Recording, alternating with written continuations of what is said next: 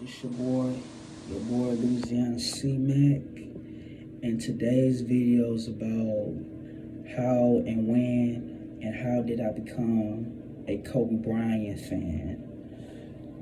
And I'm gonna take y'all back on how I became a Kobe Bryant fan. So it all started like in the year 06. Really, I followed him back prior to that in 05. I didn't follow him. Even though I didn't start watching basketball until like 2003. And around this time, around 03, 04, and stuff like that, I was a Tracy McGrady fan. As soon as in 04, because at this time, I was back and forth with growing up in Louisiana, Ponchatoula, Louisiana, and Houston, Texas. But mainly I was like growing up in Houston and stuff. Well, both Houston and Louisiana, because it's like 4 hours.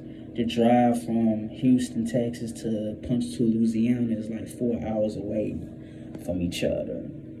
So anyways, back on how I became a Kobe fan. So at this time, at the early, when I was like in the second grade, I was all Trace McGrady fan. I didn't become, to be honest with y'all, truthfully, yes, I was an Allen Iverson fan, but I didn't start following Allen Iverson, even though I wanted a Denver Nuggets jersey and stuff, but I didn't become a Allen Iverson fan until like in a later stage of his career when he was with the Detroit Pistons. I knew he was there because 03, like back in 03 when Michael Jordan as a Wizard's last game was with the Philadelphia 76ers, and he scored like 50 points, or 15, either 50 or like it was like a low points in his last game. I know he didn't score 50. I think he scored like 18 points. I don't remember, but I know it was on April 16, 2003. At this time, I just turned 6 when his final retirement, Michael Jordan was against the 76ers. Allen Iverson was on that team, was still with the Philadelphia 76ers at the time in 03. And I didn't start watching basketball till 2003, so I followed Trace McGrady when he was with the Orlando Magic back in 03. So as soon as 04 came and I found out he was traded for Steve Francis and Steve Francis when he went to Orlando and Trace McGrady went to Houston, that's when I fully became a Trace McGrady fan. But that's here and there. Now, back to Kobe. So when Kobe like on January 22nd, 2006, I believe that was the date, I was in I was like 9 years, 2000. I was 9 years old at this time. I was 9 years old. I guess I'm in the 4th grade. Let's see. Yeah, I'm in the 4th grade in 06 when he scored 81 points. I'm 9 years old in the 4th grade. And seeing him score 81 points at the end of the game, throwing one finger up in the air and stuff as he about to leave, as he about to walk out after scoring 81 points, that made me automatically a fan of Kobe when he scored 81 points. And from there and there, that's when I became a Kobe fan.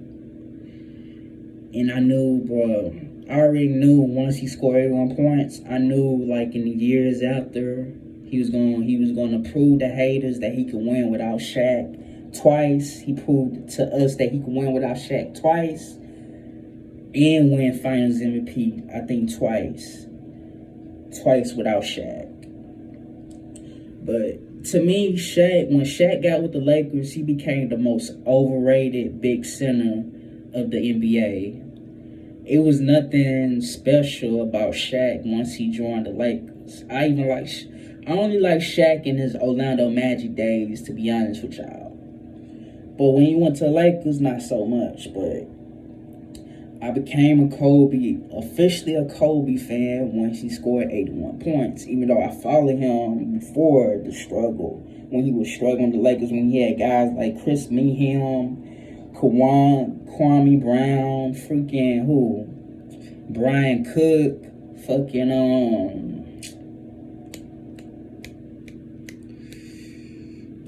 I said Kwame Brown, Brian Cook, Chris Meehan. I forgot who he had also on that team. I'm trying to think who else was on that. Sorry. Oh, Smush Parker. Even though he was balling, he was cool. He was alright. He was mediocre, average, but he was a solid player. It just, Kobe brought down Smush Parker's confidence down. But even though I don't give a fuck about no Smush Parker, he's just an afterthought. Smush Parker was an afterthought, so who gives a damn about Smush Parker? But yeah, I was happy about, even though when they wound up facing the Orlando Magic, even though Dwight Howard was one of my favorite centers of all time, I hated to see that he lost to Kobe. But at the same time, I was rooting. Not only I wanted the Orlando Magic to win the finals in 09, but my mind was so on the Kobe fan, as a Kobe fan, because he lost in 08. I really wanted Kobe to win that championship more, and he wound up delivering that championship. He wound up winning against Orlando, and I already knew Dwight Howard a few years later. That I even predicted that as a kid, that I knew he was going to go to join the Los Angeles Lakers eventually. Sadly, he wound up having a back injury to a point where he couldn't give Kobe that 6th ring. So I wish it would have turned out like the way it did. Dwight Howard helping Kobe get his 6th ring, but that would have been so special. But it didn't turn out like that. But what I'm trying to say is that as much I wanted my favorite basketball center, big man at that time, was Dwight Howard. As much as I want him to win the ring, his first ring with the Orlando Magic, but who I wanted to win more as a Kobe fan was Kobe. And you would never there'll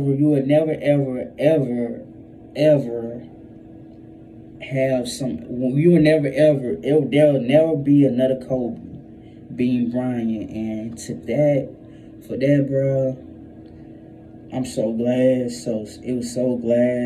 I'm so glad and proud to be a Kobe fan of today. And I'm so glad that I also got this, hold on, y'all. I'm so glad that I got this tattoo of Kobe. Even though, who's the better Kobe? Who's the better Kobe? Who I prefer? What number I prefer? Kobe 8 or Kobe 24? And to answer y'all question, my favorite, even though number 24 is more memorable than 28, but number 8, bruh, I'm picking 8 over 24 every day, because that number 8 with the afro, with the afro to all the way cutting his hair, was explosive, athletic, more explosive, more athletic. Didn't give a damn, didn't give a fuck. Passing them damn ball, get the fuck out of the way. Number 24 was the same way, but it wasn't fucking with the level when he was number 8. So Kobe number 8 all day over 24. So even though I didn't grow up with number 8 like that, because I didn't start watching basketball till like 2003 when I went entered the first grade. So I grew up more so than the 24 over the number 8. So, and plus, I'm glad that he changed. He changed it to 24. That was part of his growth. He started having a leadership role, getting teams and getting players involved, starting to be a team captain and all that. So, and you could see the maturity in Kobe as a player when he became number 24. Over once you could tell the difference between 24 and number 8. And I'm an old school cat. Old school, I have that old school 2000s mindset. So of course I'm gonna lean more to number 8 over number 24. And it's just sad that Kobe died, and it's just so sad, and it fucks with me to this day, and it traumatized me to this day that he died in a helicopter crash along with his 13-year-old daughter. So, but it will never, ever, ever, ever, ever be another Kobe being Bryant. Shout out to his wife, widow, Vanessa Bryant, and his other kids, other daughters and stuff. Hats off to them and all that. Salute for her for staying loyal to Kobe, even though she tried to like divorce him because Kobe didn't want to. She wanted Kobe to win another ring and all that. Her being having that gold digger mindset, but they got over it, and they didn't wind up continue going through the divorce and all that. But at least she stood by him and stayed loyal to him to the end. So it just is what it is though. But it will never be another Kobe. He's better than Michael Jordan. He was a better human being than freaking Michael Jordan, and his shoes better than Jordan. Better scorer, hands down the better scorer than Jordan. Hands down the better playmaker than Jordan. Hands down everything, every tools and every qualities that Kobe had, he did it way better than Jordan. But sadly, he couldn't get that 6th ring or the 7th ring. He would have had 7 rings with the Detroit Pistons. With the Detroit Pistons and with the Boston Celtics, he would be sitting on 7 rings right now. But sadly, that 2004 NBA Finals, I blame it on underrated ass Shaq. It's Shaq's fault why Kobe didn't get that ring in 04. And it's Paul Gasol. I kind of blame it on Paul. I blame it on Paul Gasol's fault on why he didn't get that other ring back in 2008. But at the same time though, the Celtics was hungry. They wanted it more. So I can't blame it on nobody back in 08 on why they didn't win that championship. But it don't even matter because in 2010, Kobe wound up getting his revenge, and it was bittersweet. So, yeah.